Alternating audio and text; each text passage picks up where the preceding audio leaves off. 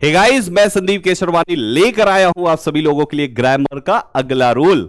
Grammar का ये particular rule आपको ईच का पूरा कॉन्सेप्ट सिखाने के लिए है। ईच जिसकी हिंदी मीनिंग होती है दोस्तों प्रत्येक। हिंदी में इसको प्रत्येक कहते हैं, यानी कि प्रत्येक, प्रति प्लस एक, है ना, ऐसा ही कुछ हिंदी निकलेगा। बट एक्चुअल में इसका यूज हर जगह पर एक एक के केस में नहीं, कुछ जगहों पे अनेक के केस में भी होता है। आइए समझते हैं। प्यारे बच्चों, पहला बेसिक रूल जान लेते हैं कि हम ईच को जब कभी भी किसी भी सिंगुलर नाउन के पहले लगा सकते हैं और फिर हम उसको सिंगुलर वर्ब प्रोवाइड कर सकते हैं। यानी ईच सिंगुलर नाउन के पहले जिस प्रकार से आप एवरी यूज करते हैं, वैसे ही आप ईच भी सिंगुलर नाउन के पहले यूज कर सकते हैं। एग्जाम्पल से समझेंगे। जैसे आपने कहा each student is the future of India, तो आपने ईच का इस्तेमाल नाउन के लिए किया, यानी हमने ईच के ठीक बाद एक सिंगुलर नाउन यूज किया। नाउन को सिंगुलर रखा तो हमें वर्ब को भी सिंगुलर करना पड़ेगा, यानी each student is the future of India बना। राइट। अगला एग्जांपल है ईच वुमेन इज ऑनरेबल। आप देखो ईच के बाद सिंगुलर नाउन यूज किया गया और यहां पर भी सिंगुलर वर्ब हमने यूज करी। तो ये है ईच का एक पार्ट। इसके बहुत सारे रूपों में, बहुत सारे पार्ट्स में एक पार्ट यहां पर है कि ईच के बाद सिंगुलर नाउन और सिंगुलर वर्ब इस्तेमाल किया जाता है। वहीं पर इसका दूसरा पार्ट यह है कि आप अगर ईच को किसी नाउन के पहले ना लिखकर बाद में अगर लिखो, आप देखो यहां पर एग्जाम्पल को, अगर ईच को आप किसी नाउन के बाद या किसी प्रोनाउन के बाद लिखते हैं तो हमेशा याद रखिएगा वो नाउन या प्रोनाउन प्लूरल ही होना चाहिए, कभी भी सिंगुलर नहीं होना चाहिए, हमेशा प्लूरल होना चाहिए अगर आप किसी नाउन या प्रोनाउन के बाद लिखते हैं। तो अगर पहले लिखते हैं इस पैटर्न में तो सिंगुलर होगा, अगर ईच को बाद में लिखेंगे इस पैटर्न में तो प्लूरल होगा आपका वो नाउन प्रोनाउन, और वह भी आपकी प्लूरल ही होनी चाहिए। एग्जाम्पल से समझेंगे। जैसे आपने वी के बाद वी का मतलब हम, एक प्लूरल नाउन होता है ये वी आपका, अब ये प्लूरल है तो आप ईच इसके बाद लिखेंगे, वी ईच बना, आप वी ईच को प्लूरल ही वह प्रोवाइड करेंगे, दैट विल बी आर साथियों। दूसरा एग्जांपल, दे के साथ आपने ईच लिखा तो दे भी आपका प्लूरल है, दे के बाद ईच आया, अब आपको दे के अकॉर्डिंग वर्ब लगानी, यानी दे ईच हैव लिखना है आपको। ऐसी यू के बाद भी ईच होगा तो भी आपको प्लूरल ही वर्ब लगानी है।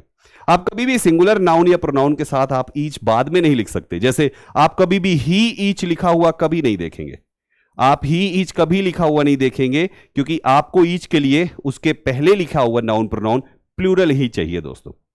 तो ये हो गया इसका सेकंड फेज कि किस तरीके से आप इसको एक प्लूरल नाउन के साथ भी यूज कर सकते हैं विद प्लूरल वर्ब। बस कहीं पर ईच को पहले लिखना है और कहीं पे ईच को बाद में लिखना है। इसके दो रूप और है साथियों। दो रूप में क्या है, अगला पॉइंट है कि आप ईच, जैसे यहां पे लिखा हुआ है each of you is brilliant, आपने इसके ठीक पहले क्या किया था, आपने नाउन से सटा के लिखा था। जैसे आपने पहले वाले रूल में लिखा था ईच बॉय, है ना, जब आप ईच प्लस नाउन लिखेंगे तो नाउन आपको सिंगुलर लिखना है। लेकिन अगर आपने ईच ऑफ लिखकर नाउन या प्रोनाउन लिखा तो आपका ये नाउन या प्रोनाउन प्लूरल होना चाहिए। इस गेम को समझ लीजिए अच्छे से। जब आप ईच के डायरेक्ट बाद नाउन प्रोनाउन लिखते हैं तो वो सिंगुलर नाउन लिखना है आपको, लेकिन अगर आपने ईच ऑफ लिखकर नाउन प्रोनाउन लिखा तो आपको प्लूरल लिखना है इस ऑफ की वजह से। वर्ब आप यहां पर भी सिंगुलर ही लगा रहे थे, वर्ब आप यहां पर भी सिंगुलर ही लगाएंगे साथियों। अगला एग्जांपल आप देखो ईच ऑफ, आप देखिए यहां पे देम लिखा गया, वर्ब आपकी यहां भी सिंगुलर है। तीसरा एग्जांपल है ईच ऑफ के बाद यहां पे अस आया, वर्ब आपकी यहां पर भी सिंगुलर है।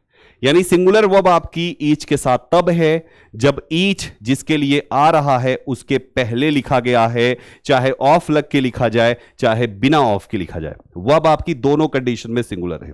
वर्ब प्लूरल तब होती है जब ईच उस वर्ड के बाद लिख दिया जाता है। Rule number second of each जो मैंने आपको पिछली स्लाइड में बताया। तो ये इसका दूसरा पॉइंट है, यहां पे बन जाता है। राइट।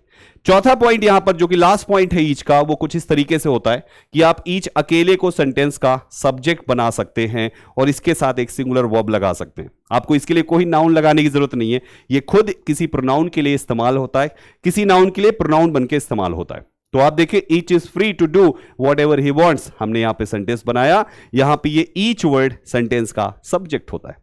तो ईच के जनरली ये चार कॉन्सेप्ट्स हैं।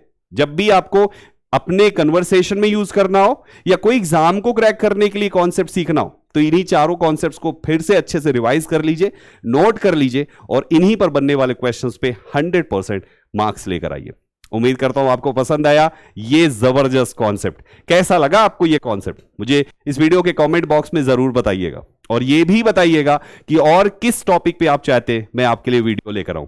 तो जिनके भी डिफरेंसेस या यूजेस पर आप वीडियो चाहते हैं, आप इस वीडियो के कमेंट बॉक्स में लिख दीजिए, मैं आपके लिए उस पर वीडियो जरूर बनाने वाला हूं।